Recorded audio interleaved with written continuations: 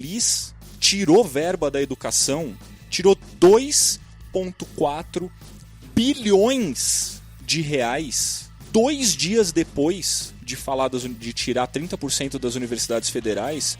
Por que ele tirou 2,4 bilhões de reais que estavam previstos em investimentos para programas de educação infantil e do ensino médio? Porque, cara, a ideia é cortar de qualquer jeito, né? Porque, cara, até vamos pensar hipoteticamente aqui, né? Se a gente tivesse realmente um governo que fosse, como a gente disse no podcast, vamos citar de novo o podcast 19, que tivesse uma política que não nos agradasse, mas que fosse política, né? Que o que ele fizesse fosse política. E tivesse lá no plano de governo: olha, vamos investir pesado, vamos fazer uma revolução nesse país na educação básica. Então não vamos nos preocupar com a universidade. A universidade não é função do Estado. Usando o exemplo, por exemplo, dos Estados Unidos, que é o grande, né, Deus pro governo. A gente sabe. Não estou aqui julgando se está certo ou se está errado, né? Se o modelo americano... Não, isso seria política. Sim, política. Isso seria política. Agradando ou não. Não estou julgando se o modelo americano é o certo ou errado, se o universitário americano fica enterrado em dívida pro resto da vida ou não. Mas se existisse isso no plano de governo, vamos realmente fazer uma revolução aqui. Vamos investir bilhões de reais no ensino básico, vamos pegar as crianças lá dos rincões e vamos investir pesado, vamos trazer tecnologias de ensino. E quando eu falo tecnologia, não é tablet, não é tela digital, lousa digital, não. Tecnologia de ensino mesmo. Essa semana eu ouvi uns especialistas dizendo que o Estado brasileiro que está revolucionando a educação e com as coisas simplíssimas é o Ceará. Estado que nunca vai ser copiado, né? Porque imagina, esse governo preconceituoso como nunca vai copiar um modelo cearense de educação, né? Porque é nordestino, imagina que alguém vai copiar alguma coisa que vem do Ceará. Então, vamos dizer que ocorresse isso, a política do governo fosse essa. Vamos realmente, esquece a universidade pública é coisa para filhinho de papai, que quem entra na universidade pública é só o cara que estuda em colégio particular, né? Concorde com isso ou não, tá? E vamos investir só na educação básica. Cara, é uma política, é um modo de ver a educação. Mas isso não está acontecendo. O governo está acabando com a educação básica, com o ensino médio que já é largado. Como diz o Rafael, quem ouviu o podcast onde entrevistamos o Rafael, o professor, ele fala muito bem disso, de que o ensino médio é largado, ninguém quer assumir o ensino médio, o Estado joga para a mão do município, o município não quer saber, tenta jogar para o governo federal, o governo federal finge que não é com ele e volta para o Estado. Então fica o governo federal com universidade e ensino básico. O governo quer acabar com a educação no geral, o governo quer cortar. E isso não vai ser exclusivo da educação, isso vai começar a acontecer. Vai vir para a saúde, vai vir de segurança, vai vir para todo mundo. É que está acontecendo na educação nesse momento. É que se o governo cortar da segurança pública agora, aí tem uma revolução nesse país, né, cara? Porque a única bandeira que esse governo tinha era resolver o problema da segurança. Não resolveu nada até agora, né? Não, absolutamente nada. Mas vai cortar também, cara. Vai ter corte também. Vamos preparar que vai ter corte.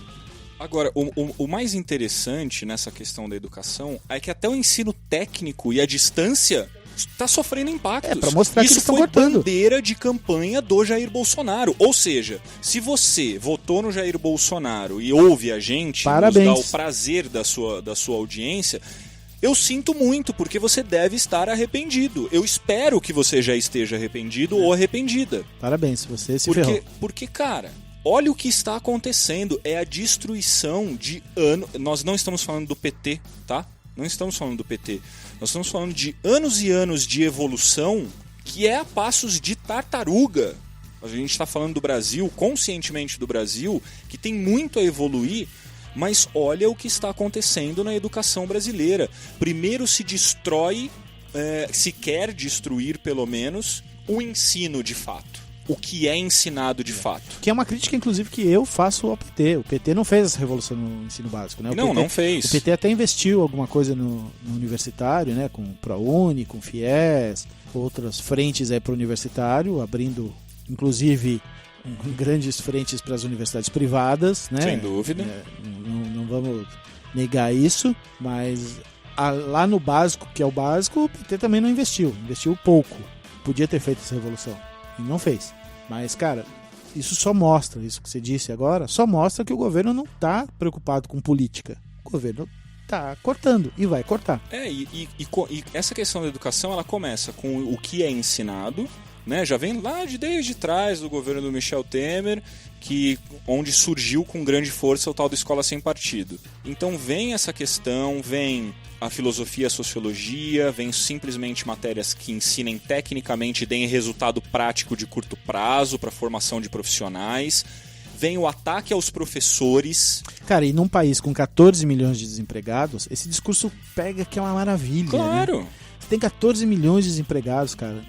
Deles, que estão aumentando, né? Um grande número de jovens, cara, que olham pro futuro e falam, cara, eu não tenho o que fazer, eu não tenho emprego, eu não tenho futuro.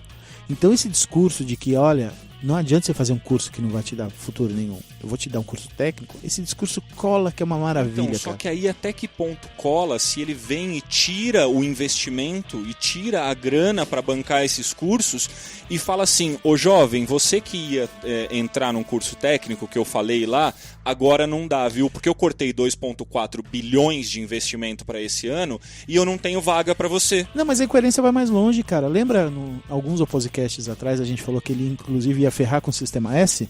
Sim, sem dúvida. Quem é que forma técnico nesse país? O Sistema S. Sistema S. Senai, Senac.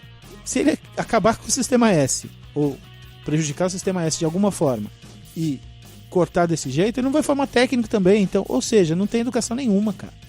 E aí não tem nem a história de ser pensante ou não pensante. Que se dane, é terra arrasada. Agora, e o resto do mundo, as gargalhadas. Agora, a gente precisa encerrar o podcast número 20. A gente não vai falar do Saeb? Não, a gente vai falar agora, exatamente agora. Porque eu queria encerrar justamente com isso e depois com uma matéria da CBN. É muito interessante aqui o título. Eu só vou ler o título e vou te dizer onde encontrá-la. Mas o que aconteceu? Fala do Saeb, vai lá, Marcelão, me conta a história aí. Cara, o Saeb é pra quem não sabe, um sistema de avaliação, né? Da educação básica, por isso chama Saeb. E que ocorre já há algum tempo, e 2017 acho que foi a última que aconteceu, e tava uma discussão de vai ser feita, não vai ser feita, né? Teve a história de vai ser feita só daqui a um tempo, então os educadores estavam criticando, porque ia quebrar o ciclo, não sei o quê. Aí eles mudaram os parâmetros, colocaram ao invés de avaliar do terceiro ano, para avaliar para o segundo ano, e a avaliação não seria mais geral, seria por amostragem, ou seja, a gente pega uma parcela dessa população estudante e diz que o todo representa isso, ou seja, eu escolho quem eu quero para avaliar, até para dizer depois que o meu governo é maravilhoso, né? Mas enfim, não é esse o fato. E a última vez que foi feita esse sistema de avaliação foi em 2017 e custou 257 milhões de reais, ou seja, é uma avaliação realmente... Desculpa te corrigir, 252,7 milhões. Esse ano está previsto serem avaliados 7 milhões de estudantes.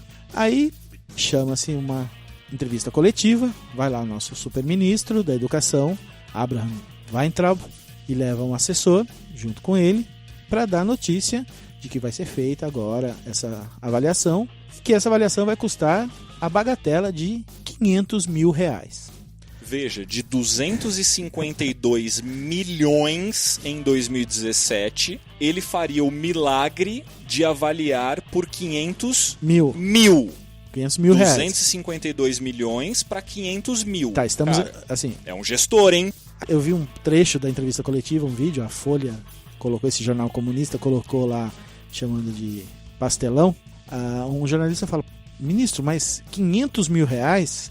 E ele bate, ele incha assim, o peito todo pimpão, todo orgulhoso, e fala, 500 mil reais.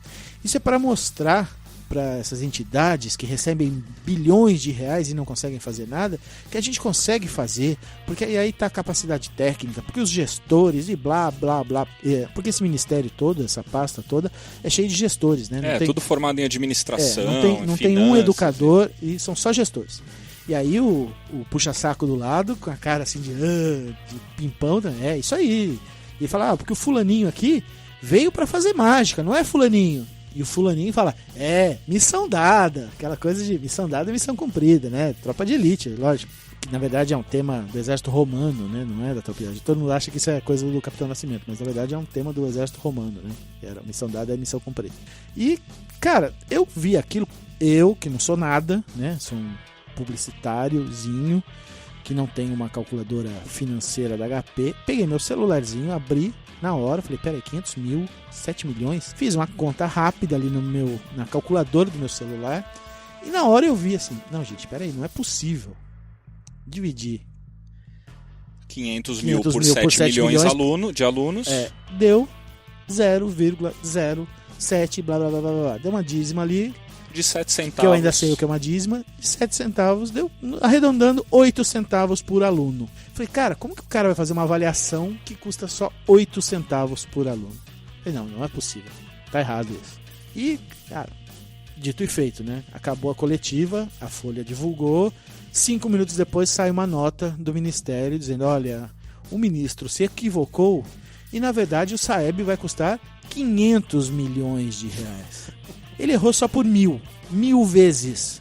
A continha básica dele era isso, de 500 mil, na verdade vai custar 500 milhões. E detalhe que não foi uma vez que ele falou. Não. Ele repetiu a coletiva foi para isso. Falar não foi o ato falho. Só 500 mil. Não foi aquele ato falho. 500 mil. Desculpa, 500 milhões. A coletiva ela só existiu por causa disso. Sim. Vamos fazer o Saeb por 500 mil. Ele e o assessor de merda dele falaram 500 mil e bateram no peito, tiveram orgulho, missão dada, missão cumprida, mostraram quanto eles são competentes. Cara, qualquer outro país, eu odeio essa expressão, porque parece que a gente é síndrome de vira-lata, né, de ficar se comparando a outros países. Mas em qualquer outro país do mundo, sério, esses dois caras tinham sido sumariamente demitidos. Eles tinham pedido demissão. Eles tinham ido com vergonha. Vergonha. Sabe aquela coisa dos japoneses? Sim, que vão pra televisão chorar? Não, eu não vou chegar na parte de se matar. Não, essa parte não. Tinha pedido demissão. Mas que vão pra televisão chorar de vergonha e pedir demissão em público. Porque isso é uma vergonha. É um erro tão grotesco. 1000 vezes, cara. 1000 vezes. Não é um errou por 2, errou por 3. 1000 vezes. Sabe o que é 1000 vezes?